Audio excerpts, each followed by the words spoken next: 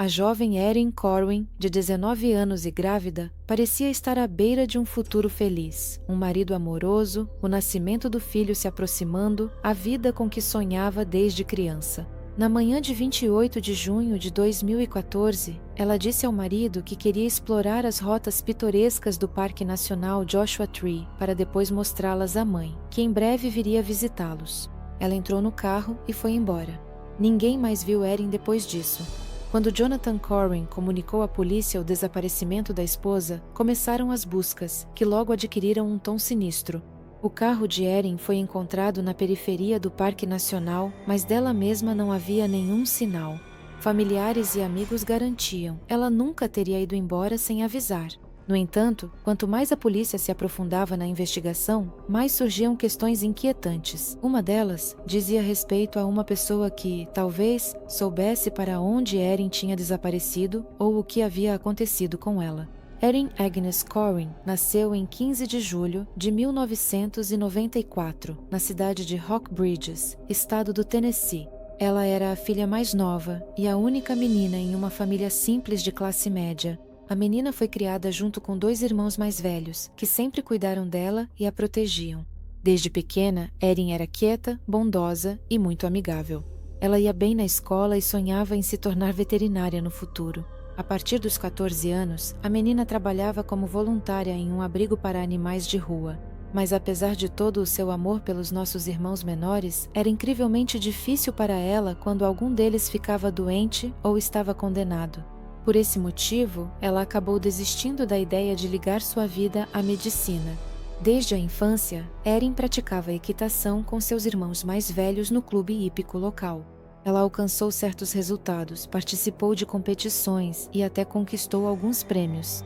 Foi justamente ali que a Erin, aos 12 anos, conheceu o jovem Jonathan Corwin, que estava destinado a se tornar uma das pessoas mais importantes em sua breve vida. Jonathan era apenas um ano mais velho que a garota. Ele também nasceu e cresceu em Rock Bridges. Ele e Erin tinham muitos interesses e hobbies em comum, por isso rapidamente desenvolveram uma amizade. À medida que cresciam, a relação deles foi se transformando e, na adolescência, evoluiu para sentimentos românticos mútuos. No aniversário de 16 anos de Erin, o jovem lhe deu um anel bonito, parecido com um de noivado, e pediu permissão aos pais dela para namorar sua filha. Como o pai e a mãe já conheciam Jonathan há muitos anos e o consideravam um ótimo rapaz, eles tinham certeza de que sua filha estava em boas mãos, por isso não se opuseram. A partir daquele dia, eles se tornaram um casal. Jonathan sonhava desde jovem em construir uma carreira militar e seguia com confiança esse objetivo. No entanto, ele não queria se separar de sua amada. Por isso, após terminar a escola, ele esperou mais um ano até que Irina também recebesse o diploma e pudesse ir com ele. Em 2012, eles oficializaram seu relacionamento, fazendo um casamento simples, para o qual convidaram apenas as pessoas mais próximas. No momento do casamento, o noivo tinha 19 anos e a noiva havia acabado de completar 18. Quase imediatamente após o casamento, Jonathan assinou um contrato e ingressou no serviço militar. O jovem logo foi enviado para a base 29 Palms, localizada no estado da Califórnia, e sua jovem esposa foi atrás dele.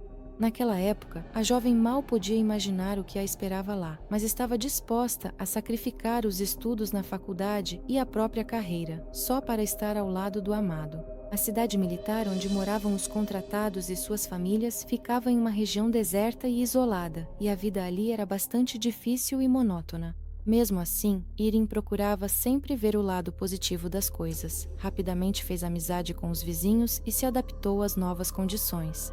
Ela praticamente ligava para a mãe todos os dias e contava tudo o que acontecia em suas vidas. Ao lado da família Corwin, moravam mais 2 famílias jovens, o casal Christopher Lee e sua esposa Nicole, junto com a filha pequena de 3 anos, e também o casal Connor e Aislinn Malaki. Foi justamente com eles que Jonathan e Irin construíram as amizades mais próximas. Irin ia aos poucos organizando a casa, tentando criar um ambiente acolhedor e confortável em seu novo lar enquanto os homens estavam de serviço. Ela conversava com suas vizinhas, faziam visitas umas às outras, ajudavam nos afazeres domésticos e simplesmente tinham conversas sinceras. Os laços mais próximos e de confiança da nossa protagonista de hoje se formaram com sua vizinha Aislinn. Era para ela que contava todos os seus segredos e preocupações. Nos fins de semana, normalmente, as 3 famílias passavam o tempo juntas, fazendo churrasco, jogando tênis ou videogame, ou simplesmente matando o tempo assistindo a filmes e séries. Mas apesar dessa aparência de harmonia, o relacionamento entre Irin e Jonathan começou a se deteriorar gradualmente. Para ser justo, é preciso dizer que nenhum dos dois estava realmente preparado para a vida a dois, pois se casaram quando ainda eram praticamente crianças. Agora, vivendo em condições longe do ideal, eles tiveram que enfrentar uma série de problemas do dia a dia, com os quais mal conseguiam lidar. Provavelmente, o maior problema para a jovem família foram as dificuldades financeiras. Eles sentiam uma falta catastrófica de dinheiro, por isso precisavam economizar até mesmo no essencial, sem falar em roupas novas ou entretenimento. Além disso, os cônjuges começaram a notar os defeitos um do outro e, devido à juventude e inexperiência, ainda não sabiam ceder ou chegar a compromissos. Nesse contexto, discussões frequentemente surgiam entre eles, o que aos poucos destruía seus sentimentos delicados. Na primavera de 2013, Irina descobriu que estava grávida. Apesar de todas as dificuldades e desentendimentos que o casal vinha enfrentando ultimamente, essa notícia foi motivo de alegria para eles. Todos os problemas imediatamente ficaram em segundo plano e o casal começou a se preparar para a chegada do novo membro da família. Eles contaram aos pais que em breve se tornariam avós e a jovem até publicou um post em sua página na rede social, informando todos os amigos. Irina decidiu imediatamente que a madrinha de seu primogênito seria Aislinn, pois elas eram melhores amigas e ela não via outra candidata para esse papel. A jovem literalmente floresceu. Ela aguardava ansiosamente o evento mais importante de sua vida, mas infelizmente todos os seus sonhos e esperanças simplesmente desmoronaram em um único dia. Nos primeiros dias de junho, quando Irina estava no 3º mês de gravidez, ela sofreu um aborto espontâneo de forma inesperada. Ela ficou completamente devastada pela dor, entrou em depressão e não queria conversar com ninguém. No entanto, a situação se agravava ainda mais pelo fato de que todos ao redor sabiam sobre a futura chegada. Ligavam, parabenizavam, perguntavam sobre seu bem-estar. E a pobre Irina tinha que contar a notícia trágica para cada um. Para o casal, que já estava se preparando para se tornar pais, o aborto espontâneo foi um grande golpe que os abalou profundamente. Eles começaram a se distanciar novamente e cada um vivia essa tragédia à sua maneira. Jonathan não conseguia encontrar as palavras certas para apoiar sua esposa e ela se fechou, dizendo que literalmente havia perdido o sentido da vida. No momento em que Irina estava em desespero, ela inesperadamente encontrou consolo em Christopher. Ele era 6 anos mais velho que ela e parecia-lhe um homem mais maduro do que seu marido. Lee sabia conquistar as pessoas ao seu redor. Facilmente se tornava o centro das atenções em qualquer grupo, divertia a todos contando várias histórias e anedotas. Mas por trás de todo esse carisma e alegria escondia-se uma depressão dolorosa e prolongada, resultado de traumas emocionais profundos. Christopher Lee gostava de fazer piadas sobre a morte e até dizia que um dia tomaria a decisão de deixar este mundo voluntariamente. Ninguém levava suas palavras a sério, mas Irina conseguiu perceber a dor que se escondia por trás do sorriso dele. Eles começaram a se comunicar com frequência e a abrir o coração um ao outro. Aos poucos os dois foram se aproximando, mas ainda assim tentavam não ultrapassar os limites do permitido. Certa vez, o homem confessou que periodicamente, em momentos de extremo desespero, ele joga roleta russa, carrega o revólver com uma bala, gira o tambor, depois encosta a arma na própria cabeça e puxa o gatilho. A esposa de Christopher nem sequer suspeitava disso, pois ele tinha medo de deixá-la triste, e Ellen acabou sendo a única pessoa em quem Lee decidiu confiar. Logo, Ellen e Christopher começaram a sentir que ninguém os compreendia melhor do que um ao outro. Eles passaram a passar cada vez mais tempo juntos, e não havia mais assuntos proibidos entre eles. Um pouco depois, ficou claro que seus casamentos não eram tão felizes quanto pareciam aos olhos dos outros. Christopher também se casou muito jovem e se tornou pai cedo, mas seus sentimentos pela esposa foram diminuindo aos poucos. Eileen sentia algo parecido, mas só se abriu com uma pessoa, aquela que, segundo ela, a compreendia. Em fevereiro de 2014, em um dos finais de semana, os Corvin convidaram o casal Lee para uma noite de confraternização assistindo Game of Thrones. Eileen não gostava muito dessa série, pois achava violenta demais e logo se retirou para outro cômodo para usar o computador e checar sua página na rede social. Logo depois, Christopher também se retirou e Jonathan e Nicole continuaram assistindo a série na sala de estar. Ficando a sós, Eileen e Christopher conversaram um pouco, mas então surgiu um silêncio constrangedor entre eles, e o homem inesperadamente beijou a garota nos lábios. Ela correspondeu ao beijo e nos minutos seguintes eles ficaram nos braços um do outro, esquecendo-se de tudo ao redor.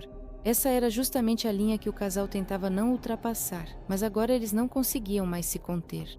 No dia seguinte, eles se encontraram secretamente em um lugar isolado e pela primeira vez tiveram uma relação íntima.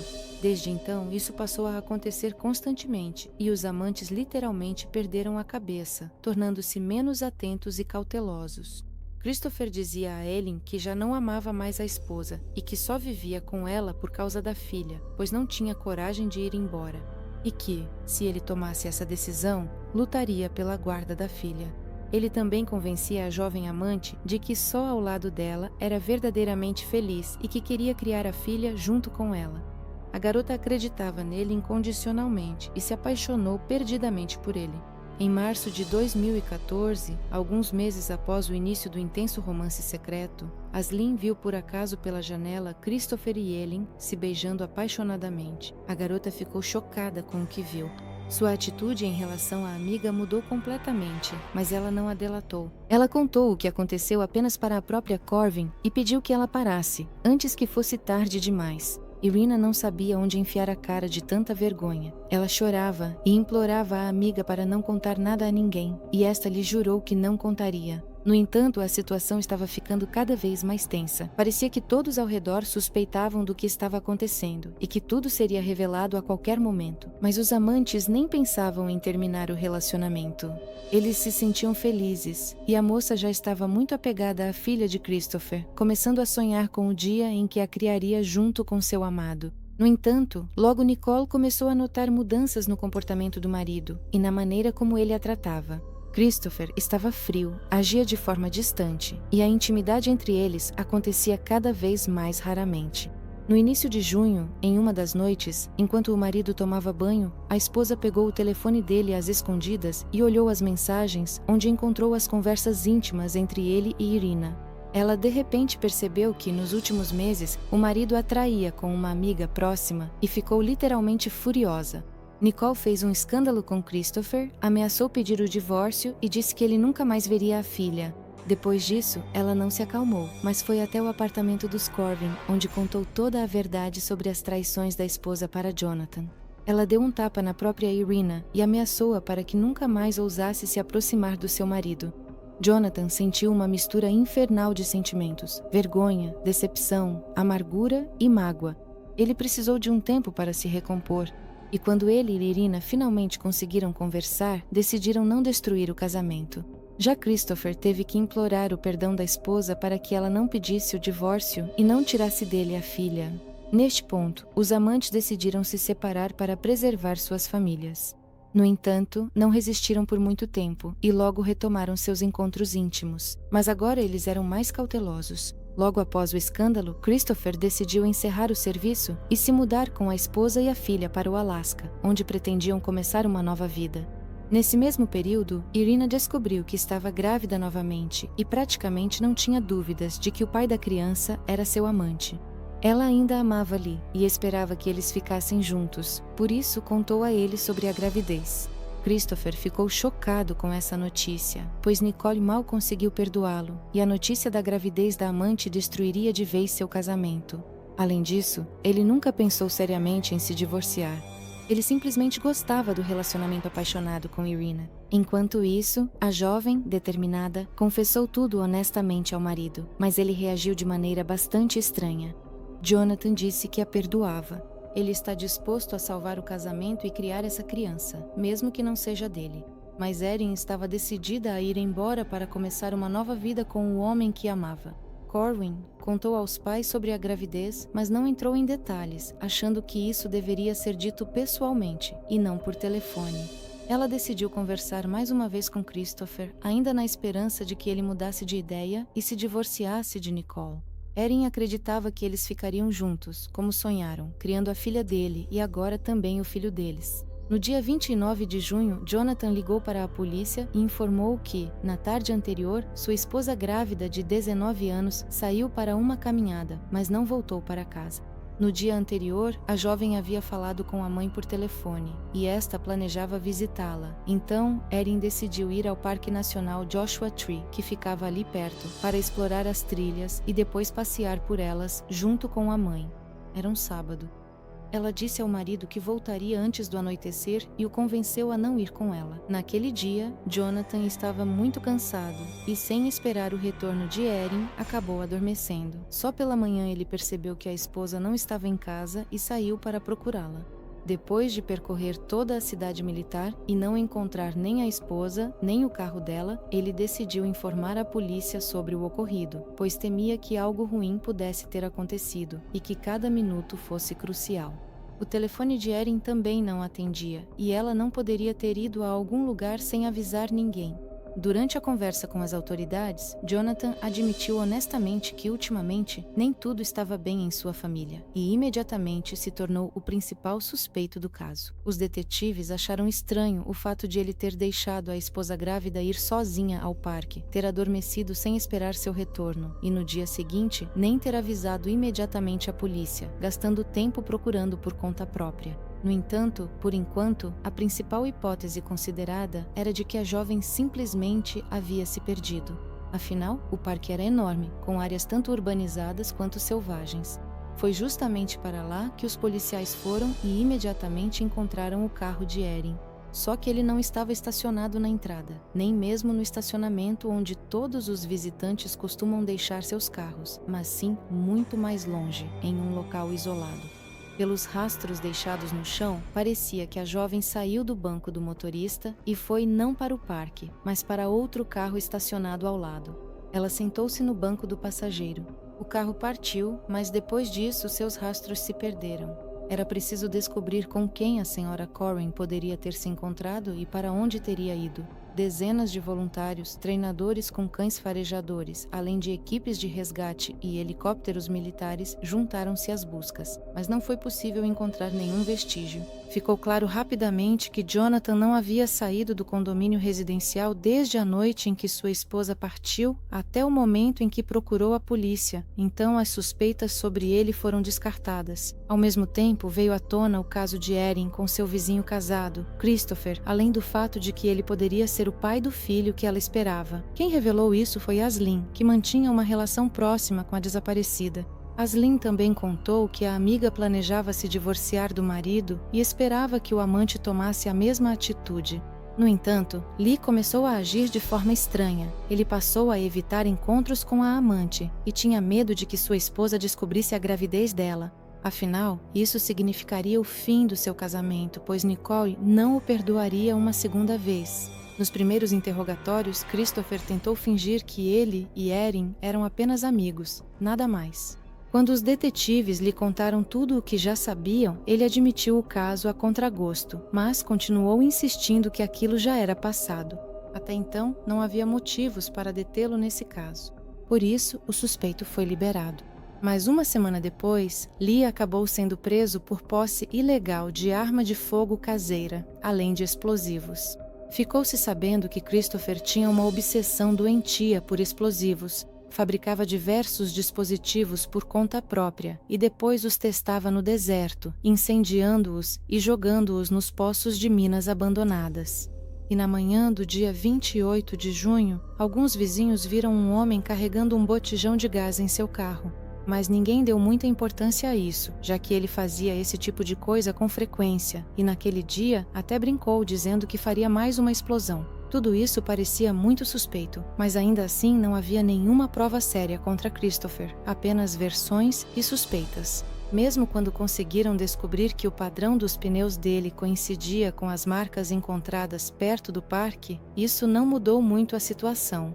Durante as buscas, as minas abandonadas localizadas no território de Joshua Tree foram cuidadosamente inspecionadas. Mas havia muitas delas, e a maioria praticamente se confundia com a paisagem local. Devido à ausência de quaisquer resultados, na segunda metade de agosto de 2014, decidiu-se encerrar a operação de busca. No entanto, logo ocorreu uma reviravolta inesperada no caso. Um dos amigos de Christopher forneceu à polícia uma série de fotos tiradas em maio daquele mesmo ano, pouco antes do desaparecimento da garota.